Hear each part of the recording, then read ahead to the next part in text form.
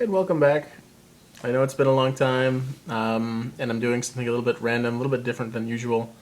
This time, what I'd like to do is I'd like to talk about a movie and a manga called Ichi the Killer.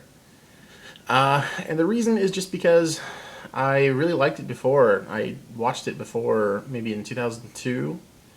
The movie is 2001. The manga was 98 to 01. And I read the manga in Japanese, maybe 2008-ish. And it was only in Japanese, so I couldn't understand that much. But I read it recently again in English, and I just really, really got into it. I basically think that Ichi the Killer it's something of like I don't know, for me personally, I think it's kind of like a forgotten masterpiece. I don't really know anybody else who seems to know it. I don't really know anybody else who seems to talk about it, but it affected me very much, so I wanted to talk about it, say my feelings about it, because I thought it was fairly deep for what it was, and it was fairly I don't know, it was very very again well done. But if you've never seen it or if you have no idea what it is, Ichi the Killer, it's very very violent.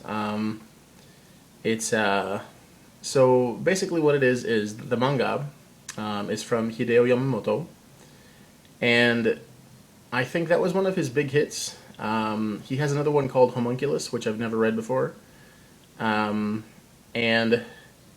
it's full of sex and violence. And if I were to explain Ichi the Killer to someone, and I recall I said this to a coworker before who had seen it, I would describe that movie as a movie about the meeting between the ultimate sadist and the ultimate masochist.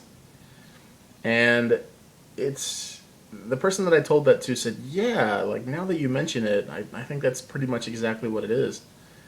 So I'm going to talk in complete spoilers. So of course, be warned if you've never seen it. If you don't want it spoiled, I'm going to spoil everything. And if you know it, if you're interested, like chime in with what you think. If you're interested and if you've never seen it, again, I want to completely warn you, it's totally violent and very, very weird. But again, for me, it was a great movie. So if you don't know what the story is, I'll give a brief synopsis. It's basically about a group that's led by the short guy. They keep calling Gigi, or old man. And they're using this guy called Ichi to kill like various Yakuza. And it begins with them killing this Yakuza boss called Anjo and his girlfriend. And the reason why is not immediately clear. The gang's second in command, which is this really like scarred up and really scary, but like very oddly charismatic guy named Kakihara. He begins to search for the guys who killed Anjo and the guys who killed Anjo and took their money. Ichi is the person the story is named after, and he's kind of the main star, but he's also kind of a side character in a certain way. It doesn't just follow him, but he himself, he is an extremely messy killer. And yes, he is the ultimate sadist that I was referring to, but the thing about him is he's also very weird. In fact, he's quite a crybaby. There's just something very, very psychologically off with him. So that's the main premise of the story. Kakihara kind of goes around, and then he finds out later that Ichi is actually going to come after him. And he has a really weird reaction because not only is he now the Yakuza group's leader, but he's a masochist. And in a certain way, he's actually very excited at the thought of this really sadistic killer coming after him. One of the things that's kind of mentioned in context is that Anjo, the first boss, somebody that you never actually see on screen, he's only referred to because you only see him as like a dead, chopped up body. He used to beat the hell out of Kakihara, and Kakihara used to love it. But of course, that's only referred to off screen. So that's the main premise of the story. What I wanted to focus on were the three characters that kind of tie everything together, and they are, of course, Ichi, Kakihara, and Gigi. So for me, Ichi, he was such a fascinating character, and I think for me personally, the big draw, or like what made Ichi so interesting, it was not just because he's this he's like this killer, like like a killer in like any kind of fiction is usually like interesting by default. There's something about him that was very very interesting. He's not, even though a lot of the violence in this movie and in the manga is very you can call it gratuitous because there's a lot of scenes that go way way over the top. But that being said, there's a peculiar quality to this kid. It's like when Yamamoto wrote him, he had this very very particular idea in mind. The way that Ichi kills is he has like a little axe built into his shoe, and when he pulls the pin, like an axe comes out of it, and he uses that to slice people. And that's kind of how he is. Like, he does not punch. All he does is kick, and his kicks are like phenomenal. And that's kind of unusual. Like, there's something like specific and unusual about that that I found very, very interesting. And then Ichi himself, just more about the character is he is being manipulated by Gigi. Every now and again, he'll get a call from Gigi who says, "Oh, you have to kill this person. Why? Why? I don't want to kill them. You have to kill them because don't you remember that person is just like the person who bullied you. Now it's time for you to get revenge on them, right?" And so he would fall for that kind of like that kind of like mental manipulation, and it's a little bit personal for me because this character, this really odd guy, is so realistic. He's not like any other kind of like supervillain who just like laughs at the sky and just I'm evil. Like he's not like that. There's something very very realistically odd about him. And in fact, just one other personal story I got to tell is I think I met a person kind of like that in my time in Japan. Like this kind of guy who's just, he looks like plain faced and like a normal person, but there's just something really, really odd about him, really, really off. One time, when I was on the train, like waiting for a train to go to my station in Japan, one time I remember this, it was so weird. It was like there was a guy on the other side of the tracks, and he had a similar kind of look. I mean, a totally different looking guy, but a similar kind of nondescript look. And he looked at me from across the way, and he gave me this weird smile. Like you can imagine like being on opposite sides of a train station, and there was nobody else there because the time of day was like 10 or 11. So most of the main business rush had already gone. And this guy kind of gave me this weird smile like and then like turns away. And I was like, that's odd. Like, number one, Japanese people don't smile to anybody very often. And number two, why is he smiling at me like that? And then I swear to God, just out of the blue, he starts doing these weird karate moves. Like he starts going like throwing punches and kicks like to the air. And I'm like, that is really weird. What the hell is he doing? It was almost like he was trying to show off to me, like because I'd never met the guy. All he saw when he saw me as a foreigner, and so I thought he wanted to show his power to a foreigner or something like that. In a way that's so immature, it's almost like the kind of person who had been raised on, who had been raised on these kind of like Japanocentric cartoons or something like that, where like the Japanese are trying to prove they're stronger than the foreigners.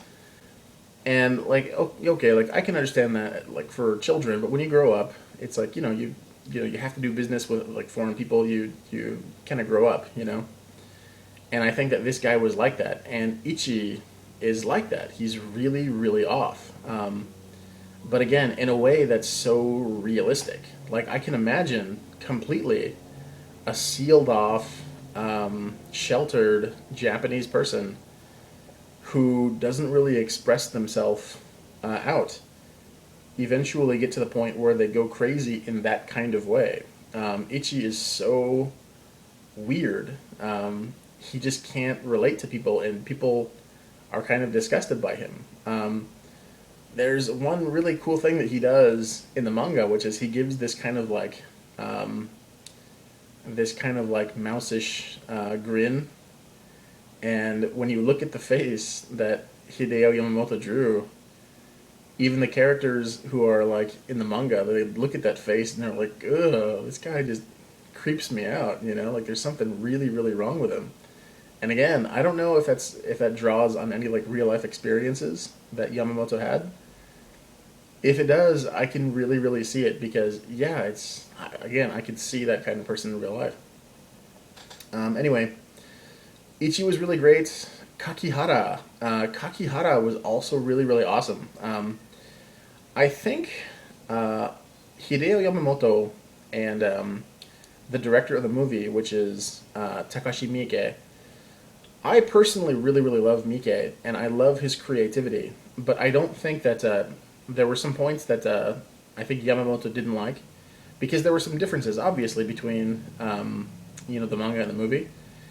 And in the movie, Kakihara, his look is very different. I like them both, but in the comic, he's just kind of this really like dark-haired, really scary-looking guy.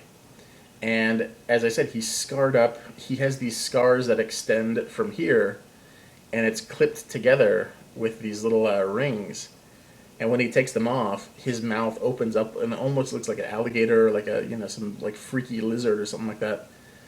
And it kind of like represents his personality. He's a very freaky guy. Like he's a really, really scary guy, and that comes through very, very well in the manga. And in the movie, it's different, but again, I like it. The character is played by Tadanobu Asano, and he's one of my favorite Japanese actors. He's just got this like charisma to him, and everything he does, he's kind of like this unique, character who stands out. But his look is totally different. Kakihara in the book or in the manga, he's just like always in black, got black hair. He's a very dark faced, dark everything guy. Whereas in the movie, he's almost like the Joker with like these flashy suits and like weird things that he wears. But again, it's a different interpretation, but I like it. It adds something kind of unique because he has the same kind of charisma. You know, people are scared of this freaky guy. They don't know what he's going to do next. You're surprised that he was not the boss of the gang in the first place because he fits in perfectly natural into the story. But yeah, he is the ultimate masochist, and he likes to be hurt. And so when he faces down with Ichi, he likes it. He likes the prospect of being hurt by someone that much.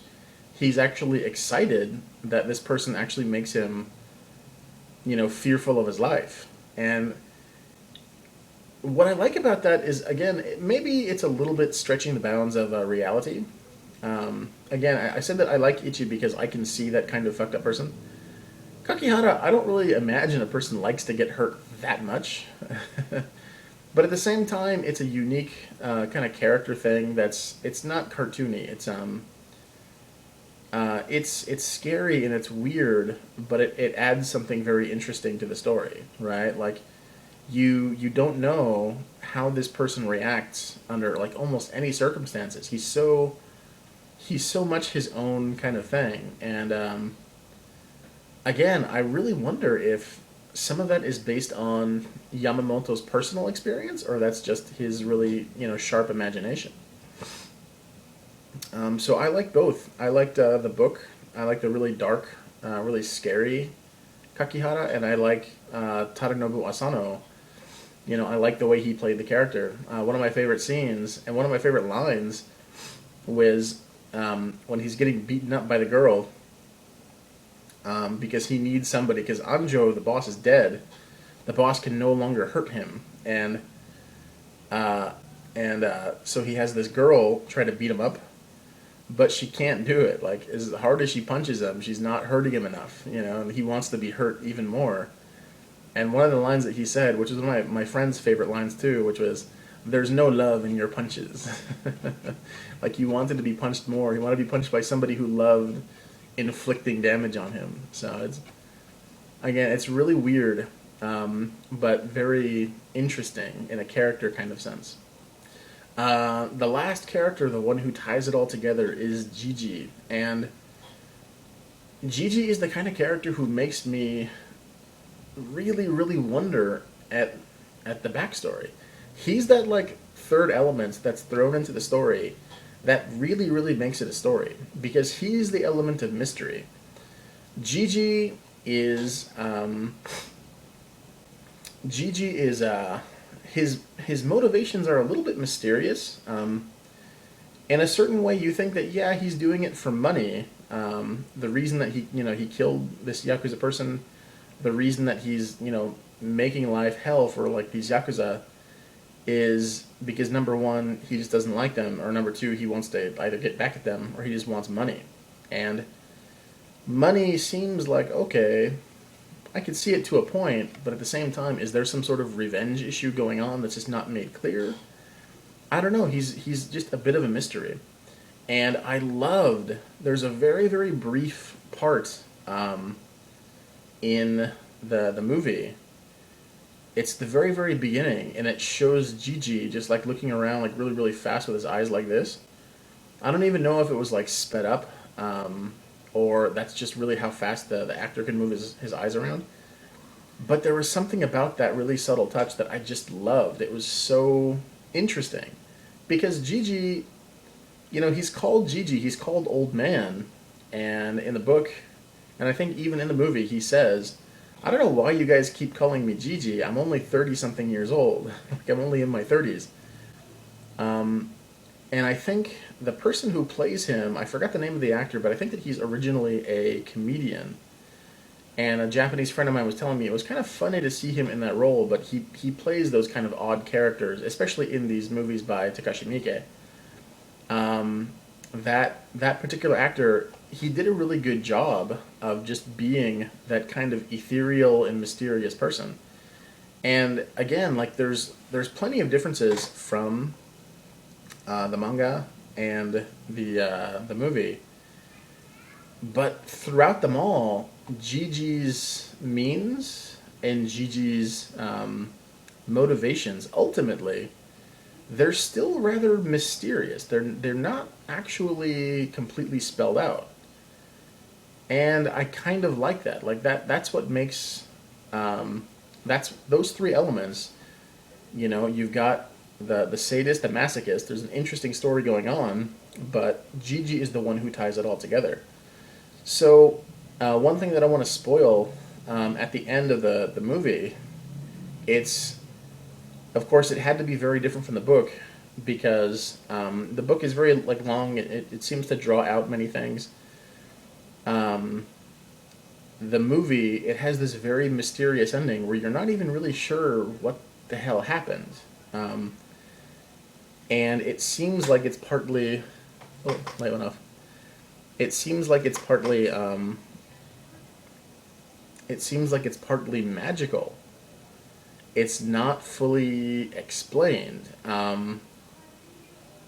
It seems that Kakihara's dead, and it seems that either Ichi is dead or Ichi just stopped doing what he was doing. And the Kaneko, who was a side character, he's the assassin or the hitman for the Kakihara gang. He has a little boy who kind of befriends Ichi, and in the manga, Ichi kind of taught him like how to kick, and taught him a little bit of like a little bit of martial arts just to get the bullies off of his back.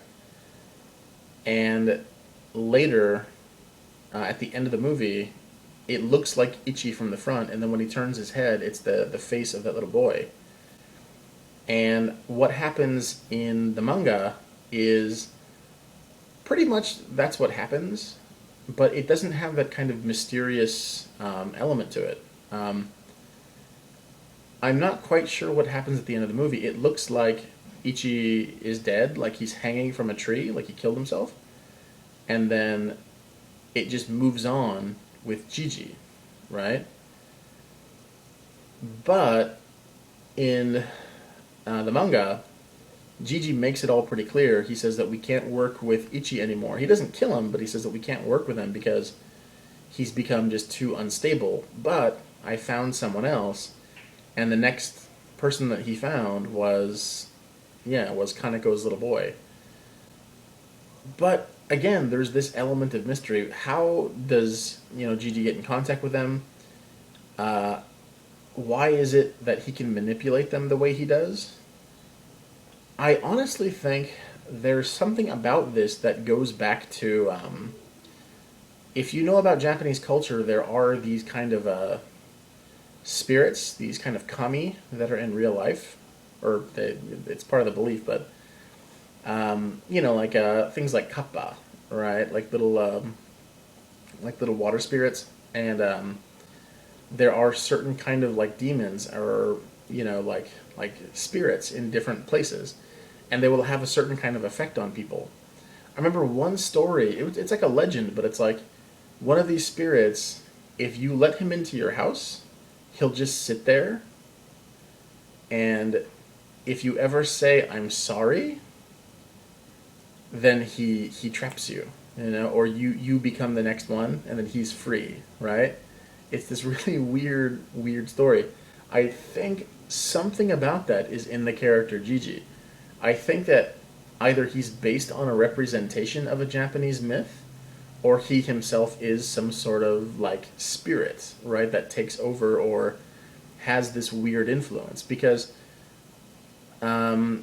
Ichi, he is, he is like psychologically frail, and he's open to this. He's open to this mental manipulation by Gigi, but the way he does it, the way that Gigi does it, it's almost like something magical. But again, it's never fully explained. But anyway, that to me was what made the whole story like work together. You had those three great elements that were thrown together, and as to the violence of it, it's extremely violent. Like again, I've warned plenty of times. If you've never seen it, just be warned. It's a completely violent movie. Everything about it, and it gives you the violence totally face to face. It shows, a person being sliced in half. It shows Kakihara actually slicing his tongue off. Right? If you get the unedited version, you can't really pick it up in America, at least not when I had it. But there's a version where it shows him slice everything off, and you see it like from start to finish, pulling off the tongue, slicing it off.